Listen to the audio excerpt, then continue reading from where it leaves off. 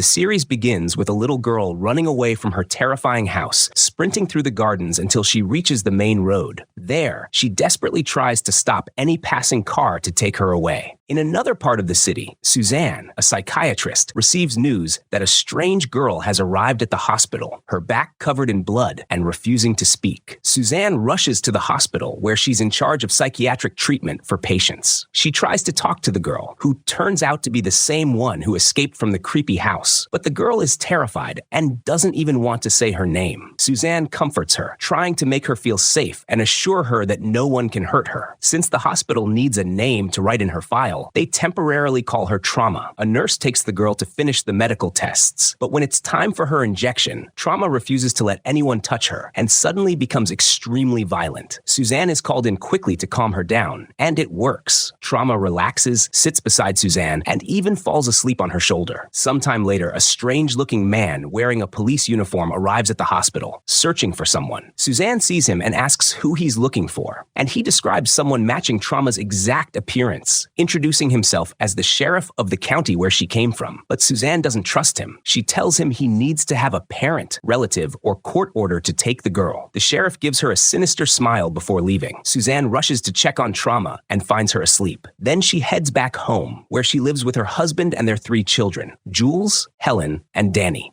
Helen is the oldest daughter, very popular at school, with lots of friends, and everyone loves her. Jules, on the other hand, is the complete opposite. She gets bullied every day and doesn't have any friends at all. As for Danny, Suzanne has adopted her and treats her like her own daughter. Suzanne's husband works as a real estate agent, loves her deeply, and together they have a happy family. The next morning, Suzanne gets ready for work while her husband, in a rush, tells them he's finally going to sell the house he built himself. Suzanne encourages him and feels happy because they had taken loans to build it. She leaves with her 3 kids, drops them off at school, and then heads to the hospital. There, she learns that the hospital has to transfer Trauma somewhere else since her treatment is complete and there's no room left for her. Suzanne feels very upset because she believes Trauma is still in danger and shouldn't be left alone. The nurse tells her she tried to contact every family and care facility in town, but no one would take her because of her age. Suzanne starts thinking about what she can do and decides to talk to Trauma one last time, just to learn her name. But as usual, Trauma stays silent. Suzanne leaves the room sadly, but suddenly Trauma finally speaks. She says her real name, May. Suzanne feels relieved and happy, deciding to take May home with her. She doesn't push her for more details and later notices handcuff marks on May's wrists, which May tries to hide. Suzanne reassures her, promising that she'll never let anyone hurt her again. They go home together, and Suzanne's family warmly welcomes May. That night, everyone gathers for dinner, and as they begin to eat, May asks if they can pray first. She closes her eyes, thanks the Lord for the food, and at the end of her prayer she says, "Hail the King of Demons."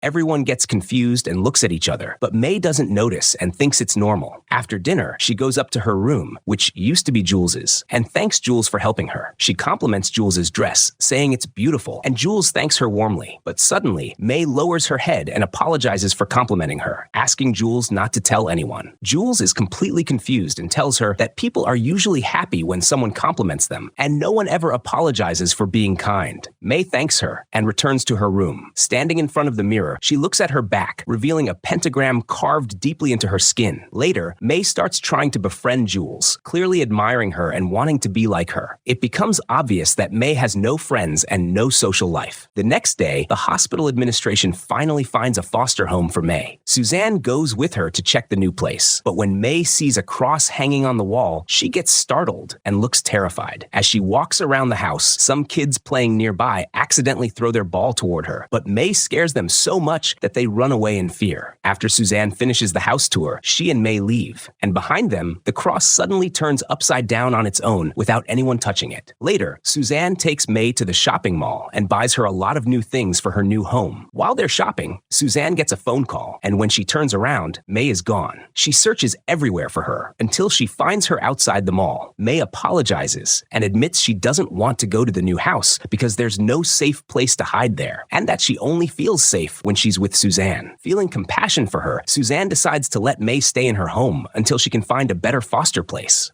May feels overjoyed and returns home with Suzanne. There, May sits with Jules, watching her take photos for the school magazine. She tries to start a conversation, telling Jules how she used to make dolls with her siblings, and keeps talking about many things. But Jules doesn't seem interested. Suddenly, May touches Jules's hair and tells her she loves it. Jules thanks her politely, but feels that May is acting strangely. That night, Suzanne and her husband are in bed when they hear a noise at the door. Her husband quickly gets up to check, but finds no one outside. Still, it's clear someone has been watching them, but has already gone back to their room. The next morning, Suzanne prepares breakfast with her husband's help. Suddenly, a crow crashes violently into the window, shattering the glass. Everyone gets scared and rushes to see what happened. The crow is lying motionless, and Suzanne asks her husband to take it to the bird shelter. He agrees, and May stands beside him, saying the crow's life is about to end. He ignores her comment and drives off, but when he reaches the shelter, it's closed. He leaves the crow in the car and heads to work. Meanwhile, at the hospital, the city detective named Alex, the one assigned to May's case, comes to talk to Suzanne. She refuses to let him speak to May, explaining that the girl is still in shock, and any attempt to make her recall what happened could trigger a relapse. Alex asks Suzanne to call him as soon as May is ready to talk. Later, he decides to visit the area where May was found, on the border of Umman County, a place known for its reclusive and secretive people who rarely interact with outsiders. When Alex arrives, he finds a knife covered in blood and takes it as evidence. Then he follows a path through a farm, noticing footprints on the ground. As he tracks them, he hears a loud chorus of crows and walks toward the sound until he finds a scarecrow with a pig's head mounted on top. The scarecrow is made of wooden sticks, meant to scare off birds, but the crows have gathered around it because the pig's head is rotted. Alex notices a strange symbol carved onto the wooden frame, but doesn't understand what it means. He walks back to his car and finds the sheriff of the county waiting for him. The sheriff behaves oddly and refuses to give any information about May or her parents' whereabouts. Alex asks why no one reported her missing, and the sheriff says her family is deeply religious and believes she'll come home when she's ready. Alex is confused by his response and tells the sheriff he'll be sending a list of questions for her parents. The sheriff agrees and waits until Alex drives away. That night, Suzanne's husband returns home, and their little daughter asks him about the crow. He tells her not to worry, that he delivered it to the shelter. Later, he goes down to the garage, where the crow is still in the car, now dead. He digs a small hole in the garden to bury it, but when he goes back to get the bird, it's gone. He assumes it flew away and doesn't think much of it. Meanwhile, May is walking alone through the forest, holding the crow in her hands as if it were something sacred. She finds a cut tree trunk, places the crow on it, and draws the same mysterious symbol the detective had seen on the scarecrow. Then she kneels before it, worshiping the dead crow. The story flashes back to the past, showing a little girl running through the woods, chased by a man in a police uniform. She hides up in a tree as the man calls her name, Suzanne, telling her she'll have to come down eventually. It's then revealed that the child is the same Suzanne from the present. Back in the present timeline, it's the day of May's court hearing. Her parents are supposed to attend, but time passes and neither of them shows up, not even a defense attorney. The court decides that May will remain in Suzanne's custody for 90 days.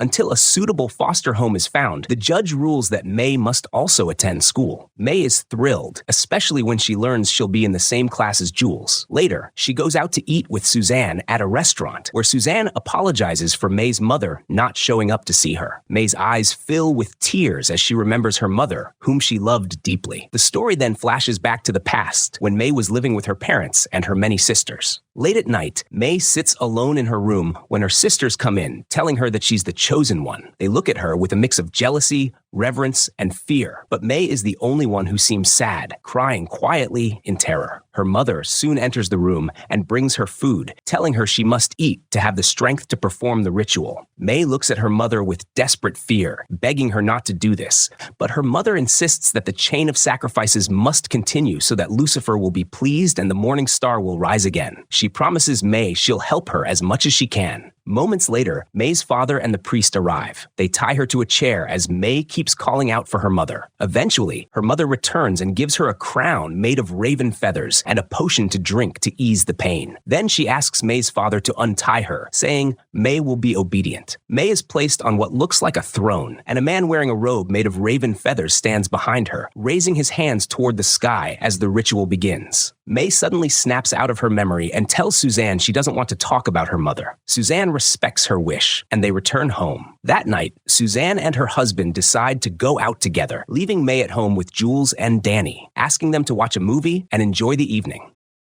It's May's first time seeing all the electronic devices in the house, since she's never had access to any form of entertainment before. She starts getting closer to Jules, wanting to feel like part of the family. When the movie ends, everyone goes to their rooms, but suddenly Jules hears a strange noise. She gets up and finds May standing right in front of her, which startles her. May is crying and begs Jules not to tell anyone at school where she's from, so they won't bully her. Jules promises to keep it a secret and lets May sleep in her room. The next morning, they go to school together. Jules shows May around and explains how to ignore bullies. Then she introduces her to the editor of the school magazine, Sebastian, whom Jules has a crush on. Since the first issue of the magazine is coming out soon, Sebastian decides to put May on the cover to attract more students to buy it. Jules gets upset because he had promised that spot to her before. Later, May and Jules return home with Suzanne, but May suddenly notices a strange symbol drawn on Suzanne's car. She clearly recognizes it and quickly offers to wash the car. She nervously wipes the mark away, glancing around in fear as she does it. Meanwhile, Suzanne's husband is trying to sell the house. He meets one of the wealthiest women in town, and they go hunting together. He manages to catch a deer and brings it home. Once there, he asks if anyone wants to help him cut it up. May volunteers, but Jules reminds her they have homework to do. May feels genuinely happy. She's not used to this kind of normal family life, and starts imitating everything Jules does. The day ends, and everyone goes to bed except May, who starts remembering her past, the time when the rituals began. A knife appears in her memory, and it's revealed that this was when the pentagram was carved into her back. In the present, May walks into the kitchen, picks up a knife, and starts cutting a piece of meat, slicing it furiously as if she's taking revenge on everything she suffered in the past.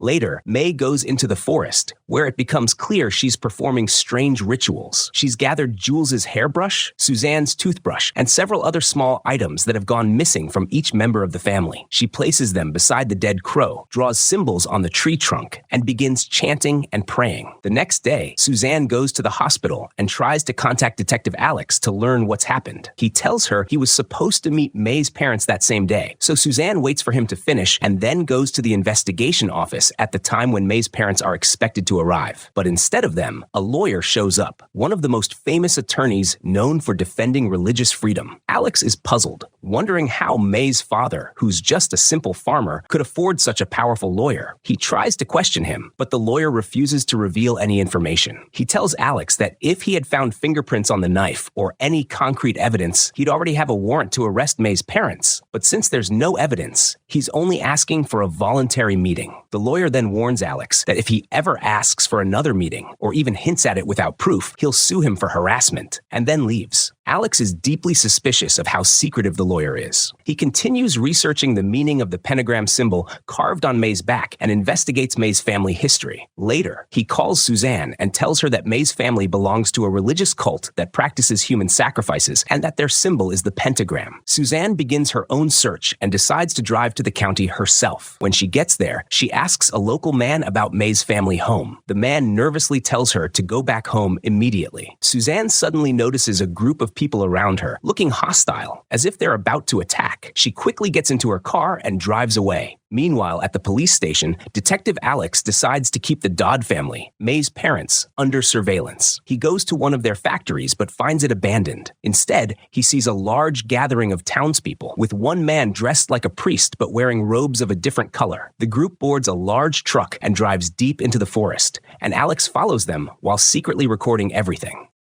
They arrive at a place that looks like a church, filled with an even larger crowd of people and another man wearing strange ceremonial robes. Alex finishes recording and returns to the police station, where he asks his assistant to investigate the photos he took of the people at the gathering. She discovers that all of them are listed as owners of companies established back in 1922, but every single one of those companies has no real assets, meaning they're fake corporations created to cover up illegal activity. She also finds out that May's father father himself bought up all the land in the county over the years until he and the residents became completely independent, forming a closed-off area that no outsider can enter. The sheriff is their ally and part of the same organization, which explains why no complaints are ever filed, no matter what happens. Alex realizes that May is extremely important to the Dodd family because her father is the cult's leader himself. At the hospital, Suzanne finds a book about May's cult and calls the author to ask for more information. The author refuses to talk over the phone, sounding terrified, and abruptly ends the call. Suzanne, disturbed by her fear, tracks down the author's address and decides to visit her in person. On the way, she takes her daughter Danny with her. When they arrive at the author's office, the woman nervously tells Suzanne she can't talk about that cult on the phone because she has no idea what they might do to her if she speaks out. Suzanne explains May's situation and how she escaped from the cult. The author warns her to be extremely careful because even if May rejects the cult's practices, its beliefs and rituals are deeply rooted in her mind. She tells Suzanne that the only real solution is to find another survivor, someone who escaped the cult and managed to live a normal, stable life, so May can see it's possible to break the chain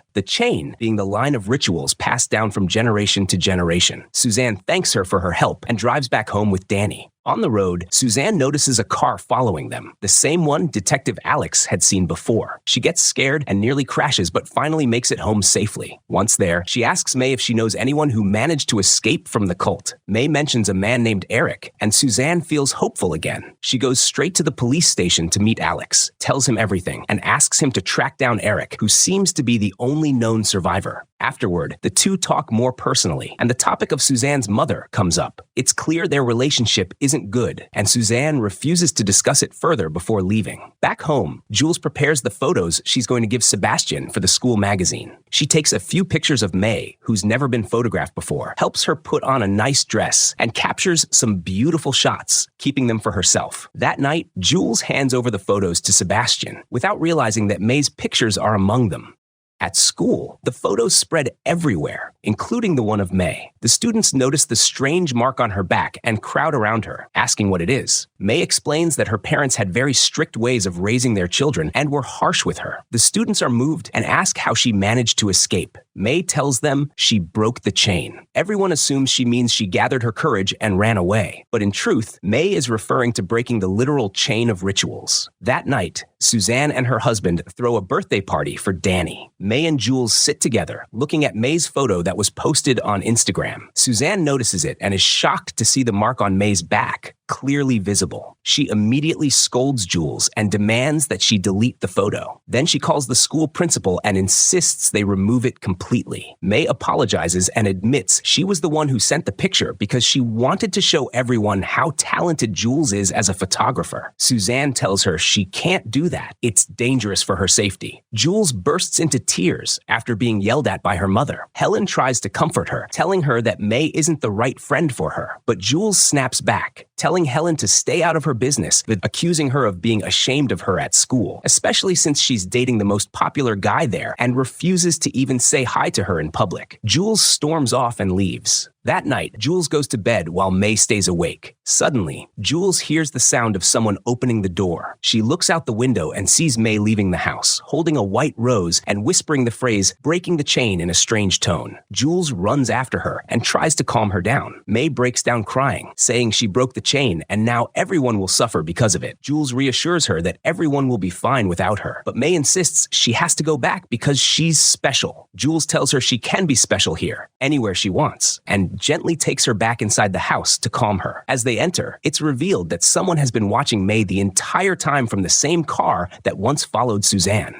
The next day, Suzanne is doing the laundry when she suddenly finds May's nightgown beside the washing machine. It's the same one May was wearing when she went outside in the rain. Suzanne asks her about it, and May says she only went out to close the garden gate, which is why she got wet. But Suzanne doesn't believe her and later questions Jules privately. Jules tells her everything that happened with May the night before. Suzanne explains that May was raised to believe in specific symbols and rituals, and that her subconscious is still filled with those beliefs. Because Because of that, seeing or thinking about those symbols might trigger strange behavior without her even realizing it. Jules feels emotional hearing this, and her sympathy for May grows stronger. She starts feeling even more protective of her. Meanwhile, May stands again by the tree trunk where she performs her rituals. She's placed pictures of the family and several of their personal belongings around it. Kneeling, she prays, asking for her offering to be accepted and for her dreams to come true. Suddenly, Suzanne shows up and asks what she's doing. May is startled, quickly hiding the tree trunk, and nervously says she was just praying to God. Suzanne asks her about Eric, the one who escaped from the cult, and what would happen to her if she ever went back home. May says she was very young when Eric escaped, but she remembers seeing his parents hanging from a tree in front of her eyes as part of a ritual. She tells Suzanne that if she returns home, the same thing that happened to Mary will happen to her too. May explains that many years ago, there were two brothers named Caleb and Seamus Dodd, the most famous men in the entire town, a town that had been consumed by famine and poverty. She says that during that time, Caleb and Seamus worshipped the god Yahweh, and that Yahweh led them to America. But despite their prayers, the famine followed them wherever they went. Crops withered, animals died from hunger, and even small children began to perish from starvation. While Seamus stayed devoted to God, Caleb heard a sign, a message from a new messenger who appeared in the form of a speaking crow. The crow revealed to him that the path from darkness to light could only be achieved by following the light of Lucifer, who would grant them everything they desired in exchange for sacrifices. Only then, it said, would their prayers be heard and answered.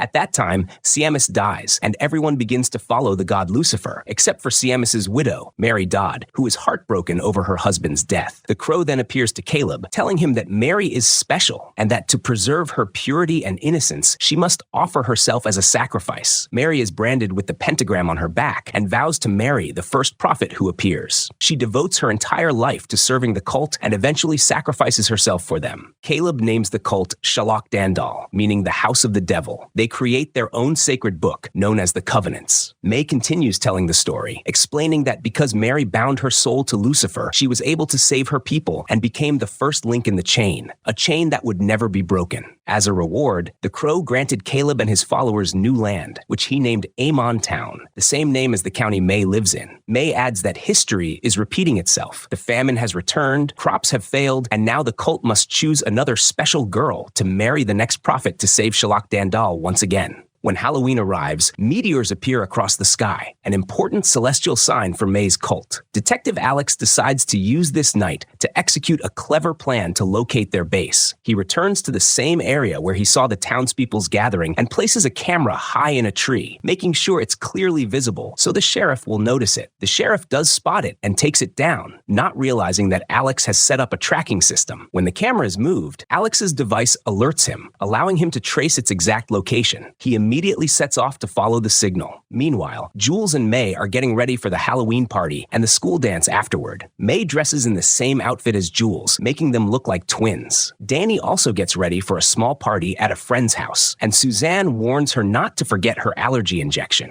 Once everyone heads out to their respective events, Suzanne has to stop by the hospital, and her husband goes to meet potential buyers at a business meeting. At the party, Danny walks around alone since she's still being bullied and doesn't have any friends. She wanders the neighborhood, collecting candy in her basket. Suddenly, she meets someone dressed as a scarecrow who offers her candy. She takes one piece and eats it, then decides to head home on her own. On the way, it becomes clear that the candy contained peanuts, to which she's severely allergic. She frantically searches for her injection, but can't find it. Struggling to breathe, she finally makes it home and finds the injector in her bag. But before she can use it, she collapses and loses consciousness. Meanwhile, at the high school Halloween party, Jules and May are standing with Sebastian, while Helen, as usual, keeps her distance. Jules notices that Sebastian seems interested in May, and even asks her to dance. Despite knowing that Jules likes him, May accepts, and the two start dancing together, completely ignoring Jules, who ends up standing alone again, isolated and heartbroken. Then, a stranger approaches Jules, introducing himself as a graduate who just came to look around and see familiar faces. At that same time, Detective Alex finally locates the place where the cult rituals are being held. He spots a man dressed in the crow feather robe and manages to capture his face on camera. He watches as they slaughter a pig and place its flesh inside a strange, ancient-looking machine that crushes it like an offering. The members chant about breaking the chain, while performing the ritual. Back at the party, the event ends, and May leaves with Sebastian, while Jules refuses to go with them and stays behind, alone. The same man who spoke to her earlier offers her a ride home, and she agrees. Helen, meanwhile, returns home with one of her friends, only to find the front door open. She rushes inside and discovers Danny unconscious on the floor. Panicking, she immediately calls for help and takes her to the hospital. At that moment, Suzanne's husband is sitting at a bar when he suddenly receives a phone call that completely shocks him. Meanwhile, at the hospital, Danny is rushed in as doctors call urgently for Suzanne. When Suzanne sees her daughter lying there, fighting for her life, she breaks down in horror. At the same time, her husband arrives home, only to find their house engulfed in flames. Elsewhere, Jules realizes something isn't right with the man who offered her a ride. He starts talking strangely, saying he's taking her where she belongs. He drives her out to a remote field surrounded by farms and tells her to sit on the truck's tailgate. Pointing to the sky, he tells her that meteors will appear tomorrow and that he could take her to watch them. Jules, thinking he's just flirting, smiles shyly until he takes her hand and draws a strange symbol on it, saying it's a keepsake from him, and reveals his name, Noah. Back at the hospital, Suzanne stays by Danny's side as May and Helen arrive, while Jules is still missing, leaving everyone worried. Later that night, they all return home, and Suzanne confronts her husband after learning that the house has burned down. Furious, she tells him he wasted all their savings on that place, that she's been working extra shifts for 2 years just to keep the family afloat, and that he should have been with the kids instead of drinking. Her husband snaps back, accusing her of acting like her work is more important than his. Suddenly, Jules arrives home, apologizing for being late, and goes straight to her room to sleep. The next morning, May prepares breakfast while Jules excitedly tells her about the guy she met, clearly happy but distant, still hurt by May abandoning her at the dance. Then May notices the symbol drawn on Jules's hand and freezes in fear. She immediately realizes that her brother plans to abduct Jules. May tries to warn her, begging her not to see Noah again. But Jules assumes May is jealous and bitter, saying, "You've already got Sebastian. Why can't you just leave me something?" before walking away. Terrified, May runs into the forest, finds a specific type of flower, and rushes back home. There, she runs into Suzanne's husband, who angrily questions her about her involvement in the fire, accusing her cult of burning the house down to take her back. May drops to her knees, clings to his legs, and starts muttering strange chants as if praying or casting a plea for forgiveness. Disturbed, he pulls away from her and storms out, leaving her trembling on the floor. At home, May places the special flower into Jules's plate, intending to make her sleepy so she won't leave the house. But Jules refuses to eat, and Suzanne's husband ends up taking the plate instead. Jules then sneaks out to meet Noah, unaware of the danger she's in.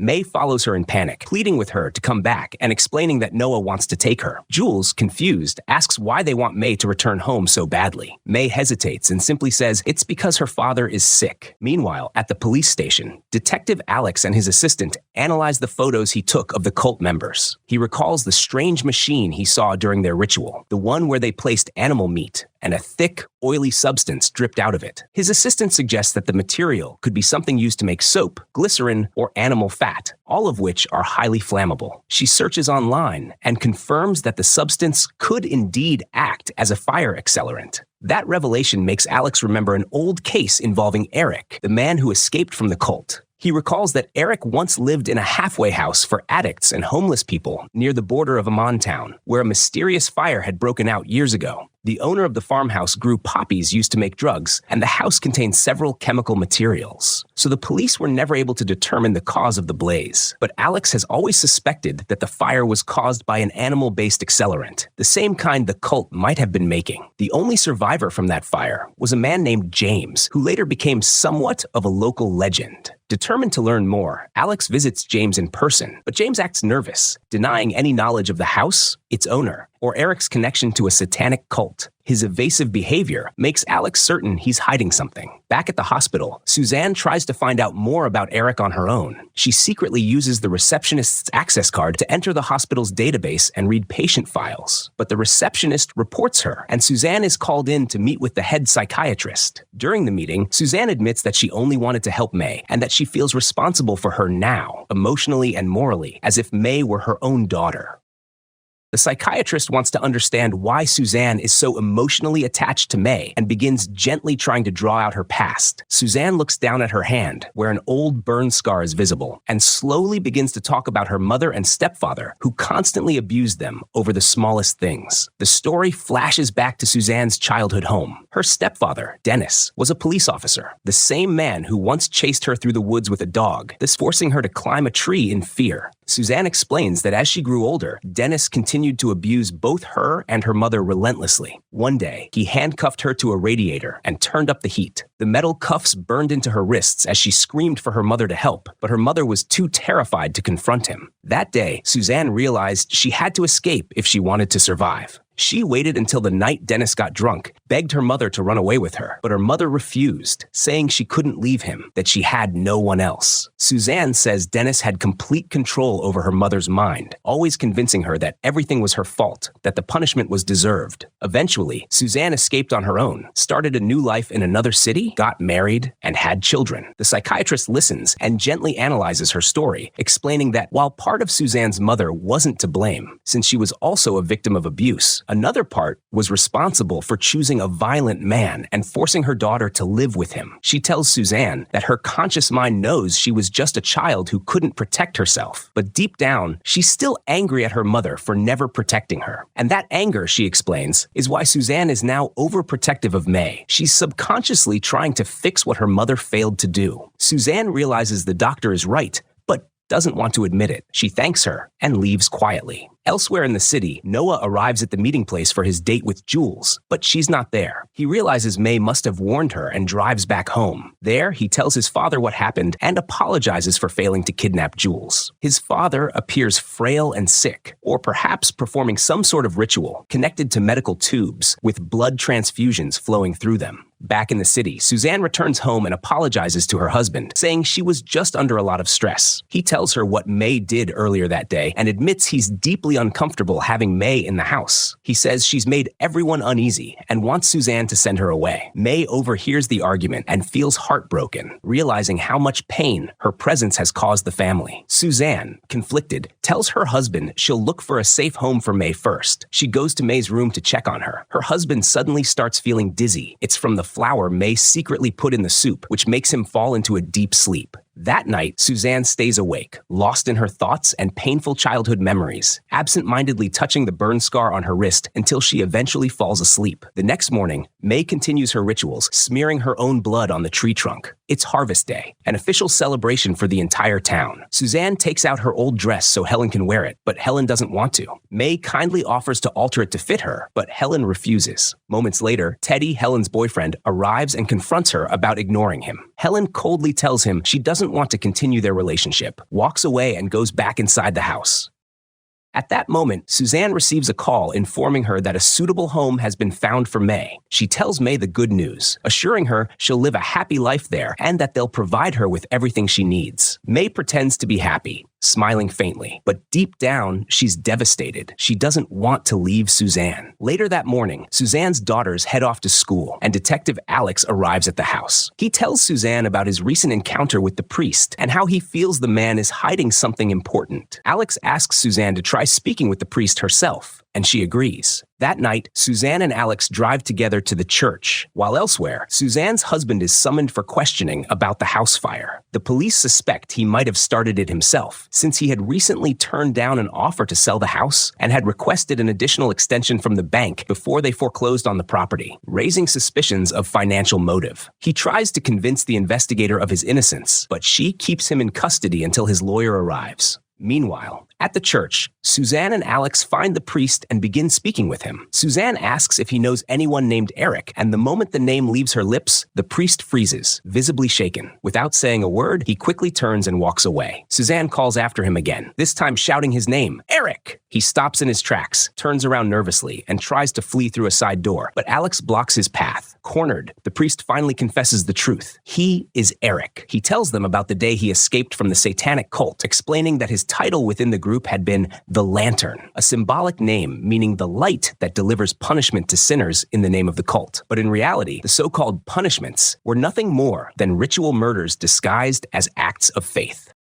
Eric explains that the cult used to carry out its revenge by setting fires using glycerin extracted from pig fat produced on their own farm. One day, they sent him on a mission to burn down a house known for growing and manufacturing drugs. But when he arrived, he discovered there were young people living inside, and he couldn't bring himself to kill them. So he returned to the cult and confessed that he couldn't complete the task. In response, they beat him over the head and dragged him back to the same house, intending to burn him alive there as punishment. He continues, saying that the entire operation was ordered by May's father, the cult's leader. Suzanne asks how he managed to change his identity afterward. Eric explains that when he woke up, he was in a hospital, with the nurses calling him James, because a wallet with that name had been found near him. He took it as a sign from God, an opportunity to start over, repent for his sins, and dedicate his life to the true faith. From that moment on, he chose to live as Father James, helping others find salvation and stay away from darkness. Suzanne then tells him about May, the pentagram mark on her back, and the cult's plan to sacrifice her in a ritual similar to Mary's. James reveals that the mark means the person is afflicted, chosen to be purified by Lucifer's fire. He explains that May is destined to be burned alive, just like Mary was. He tells Suzanne that the truth about Mary's sacrifice is much darker than the cult teaches. In reality, Mary never volunteered. She was forced into it. She had refused to marry Caleb, her late husband's brother, and out of jealousy and resentment, Caleb spread lies, convincing the cult that Mary was the chosen one. He told them that she had offered herself as a sacrifice to save them, and they burned her alive in the name of faith. That story became the foundation myth of the cult, used to control and manipulate its followers, ensuring they would obey and repeat the rituals without question. James warned Suzanne that the ritual always takes place during the full moon, which, terrifyingly, is that very night. Realizing May is in immediate danger and the cult may already be planning to abduct her, Suzanne panics. She rushes to her car and drives as fast as she can toward the location of the cult's gathering, while Alex returns to the police station to prepare backup and coordinate a response.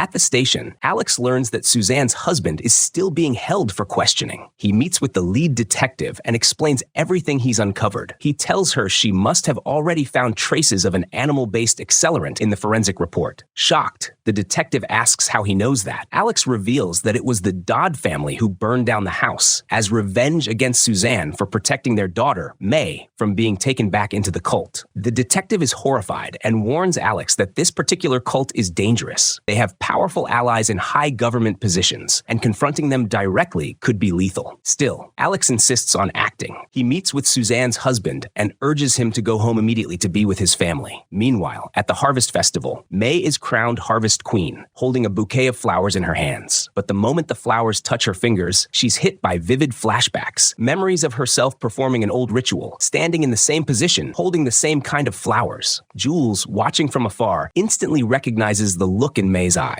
The same dissociative trance that happens whenever she sees one of the cult's sacred symbols or when she's triggered by fear. Realizing May is in danger, Jules rushes toward her to snap her out of it. But when she reaches the stage, May is gone, vanished completely. At the same time, Suzanne is driving fast toward the festival when a car suddenly crashes into her from behind, spinning her off the road. She loses consciousness for a moment. When she wakes up, dazed and bleeding, she pushes herself back into the car and speeds toward the fairgrounds. Arriving there, she learns that May has disappeared. Desperate, she decides to find and rescue her on her own. Suzanne orders Jules to return home and call her father while she goes after May. Back at the Dodd estate, May's father prepares for the final ritual. He performs a bloody ceremony inside the old church, waiting for May to arrive. When she does, she's brought to the altar, and the cult begins chanting as the flames of the ritual torches flicker around her. Suzanne manages to sneak inside the building, her heart racing as she sees May standing at the center of the ritual circle. Suddenly, the sheriff spots her and lunges forward, attacking her from behind. But when Suzanne sees the handcuffs hanging from his belt, it triggers a traumatic flashback of her stepfather Dennis handcuffing her to the radiator. Overcome with rage and adrenaline, Suzanne fights back fiercely, attacking the sheriff with the strength of years of buried pain, as if she were fighting Dennis himself. She manages to break free, but in the struggle, she accidentally knocks over a burning torch, sending it crashing to the ground behind her.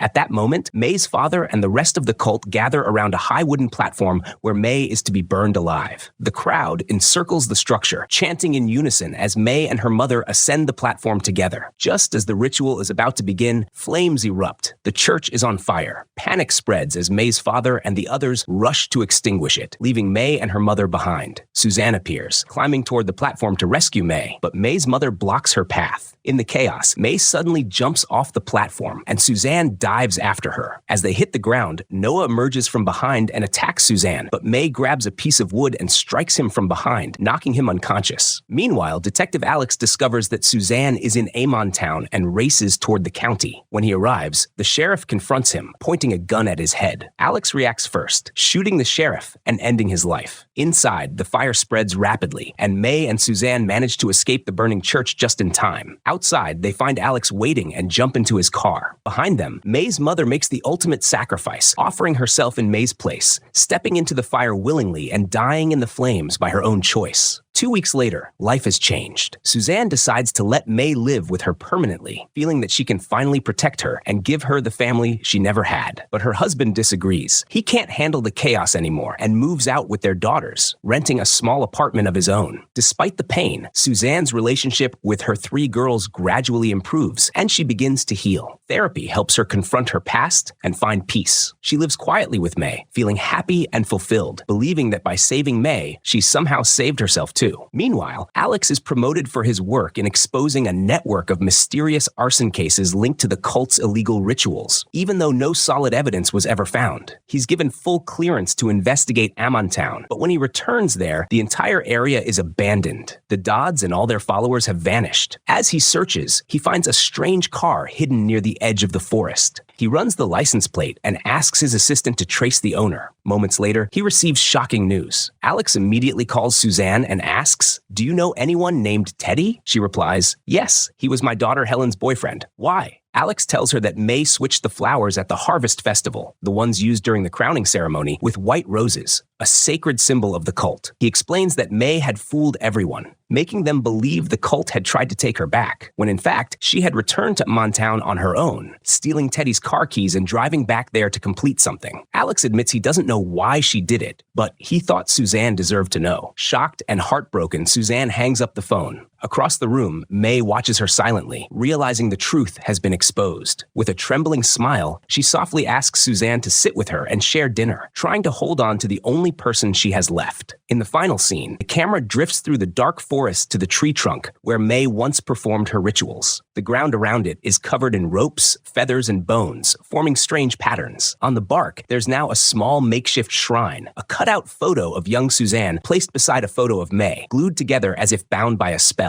The 2 faces rest side by side beneath the carved pentagram, a chilling charm ensuring they will never be separated. The screen fades to black. End of series.